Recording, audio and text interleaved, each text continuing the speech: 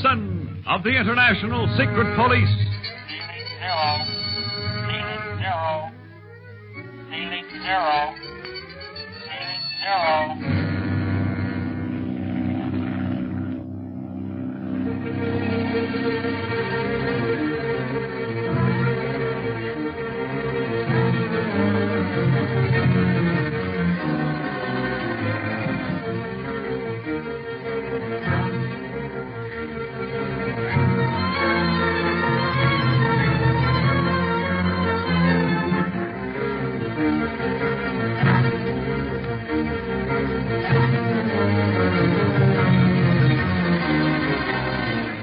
Speed, Clint, and Carlos, forced down by a blinding Sahara sandstorm, find themselves without fuel and water the following morning. Knowing that they cannot last long under the blazing sun and unable to call for assistance because their shortwave radio is not working, the boys are wondering just what to do next when distant blasting is heard. Clint fires 3 signal shots, hoping they will bring friends and not wild desert tribesmen. They think the worst when a band of horsemen appear over the sand dunes, shouting and waving their weapons, and barricade themselves in their plane. They get another surprise, however, for the riders are led by an Irishman, Mickey O'Brien, who announces that he is from the Atlantean expedition. Clint and the others prepare to leave the plane, still on the lookout for a possible trap. All right, climb out, boys. Keep your guns handy just in case. And Carlos. See, Clint? Don't forget you're in disguise now as an Arab. Live up to your looks. It is well. No one shall know that I am not what I appear to be. Good. You ready, Speed? You bet. Let's pile out then. See if this Mickey O'Brien was telling the truth. They're all standing around just watching us. Come on. The one approaches who called himself O'Brien. Oh, boy. Ha, and now, for the love of heaven, just what are you after doing way out here in the middle of nowhere, gentlemen? And what's your business? And I see you have your guns handy. Now, if you want to fight, you're badly outnumbered. I'm reminding you of that. No, we don't want to fight. We were forced down by a sandstorm. Ah, the sandstorm, was it? And wasn't it a bad one? That's why we didn't hear you land then. We were all under cover during the blow. Ah, 'tis a miracle you escaped being buried, lads. But you haven't told me who you are yet. We're members of the International Secret Police. The Secret Police? Away out here? Now, what would you be after? We were on our way to the Belgian Congo to investigate the disappearance of one of our clients. Oh, that's it. Then a weary flight you have ahead of you. I'm thinking you'll be needing some help from us if you made a forced landing. Why? Oh, yes, we will. But first, let us introduce ourselves, Mr. O'Brien. This is Speed Gibson. This is Dakar El Galemo, and I'm Clint Barlow. How are you? Barlow? Not the Clint Barlow. Well, I'm the only one I know of. Sure, and I never thought I'd have the luck to meet you, sir. May I shake your hand? Atlantis is at your disposal. Atlantis? We call our camp that. Sure, and you've heard about our expedition here in the Sahara? A little. You must make it your home as long as you wish. I'll have some of the boys here drag your plane to camp with their horses. Boy, we're sure glad you're so friendly, Mr. O'Brien. When we saw all of you coming over the dunes, we thought we were going to be attacked. Sure, and you weren't so far wrong, Speed. When my guard heard your signal shots and came up to take a look, he feared you might be enemies. Enemies? Yes, El Galemo. Since we have started excavation at this spot, various attempts have been made to raid us. We take no chances. That is why we rode armed. I see. By the beard of the prophet, it must be hazardous, this quest of the lost Atlantis. Sure, man, and you never spoke a truer word. And your own countrymen, if you pardon me for saying so, add their bit to the hazards. When we find Atlantis, they fear that the whole world will come to Sahara. If you find it. I'll swear to that, Mr. Barlow. We've already found specimens of the lost continent. But why do we stand here talking?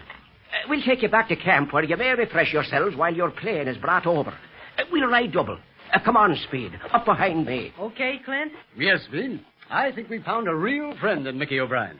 We'll go to his camp, and in return for his kindness, perhaps we can help him someday. Good. Come on.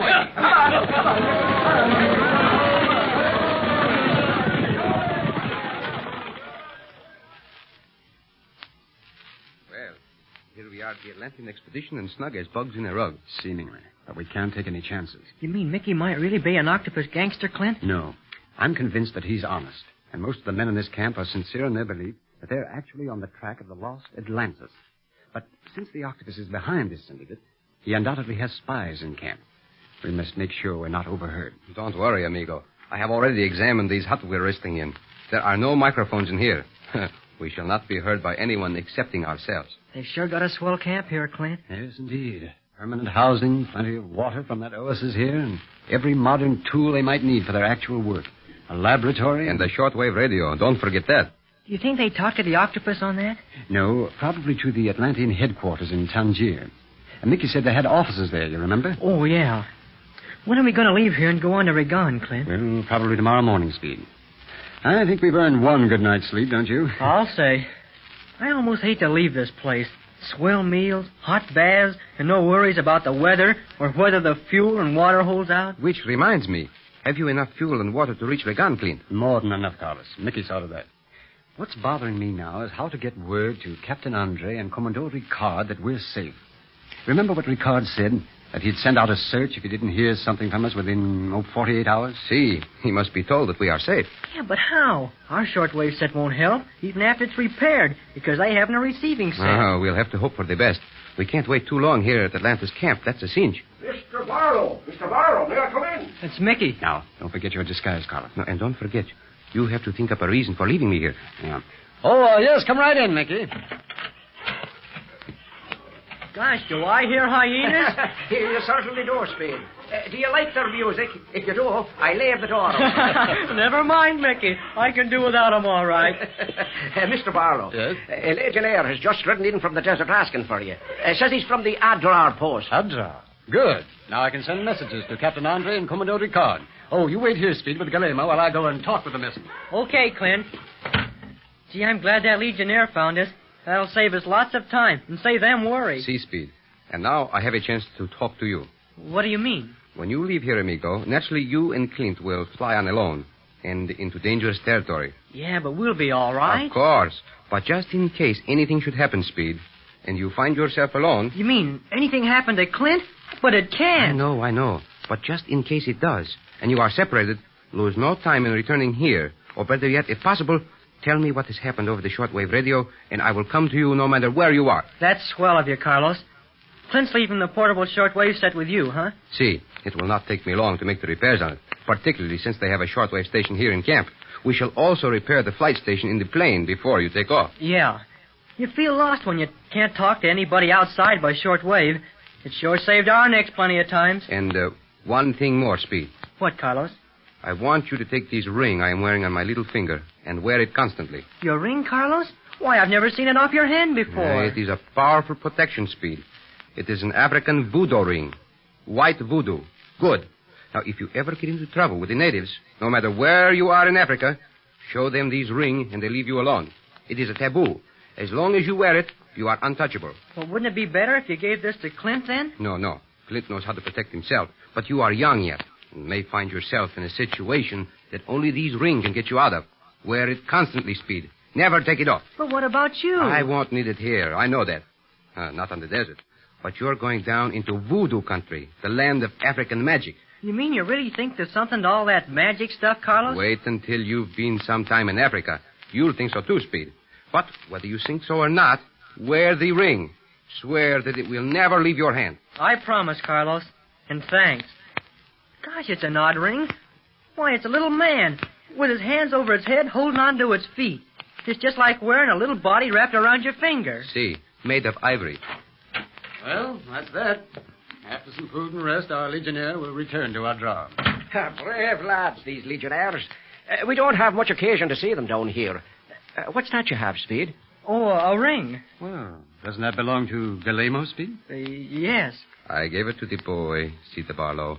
He has often admired it. Oh, I understand.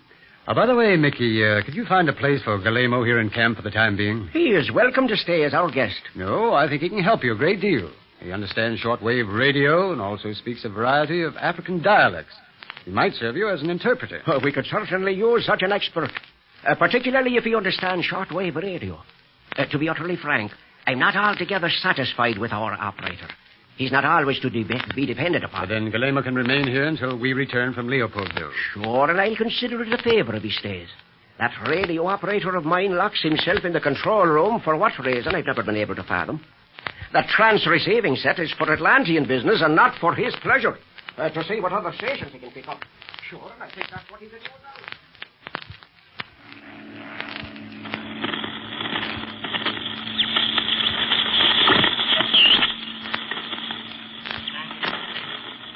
Octopus. Atlantean Station. Calling the Octopus Flight Station. Standing by for two-way.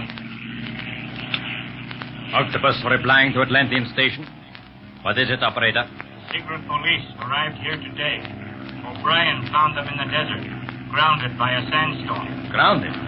And O'Brien had to rescue them. They seem very friendly. Yes, that is their way. Too bad the sand dunes of the Sahara did not bury them forever before O'Brien found them. But I'll stop them at Kano. I'm nearing there now.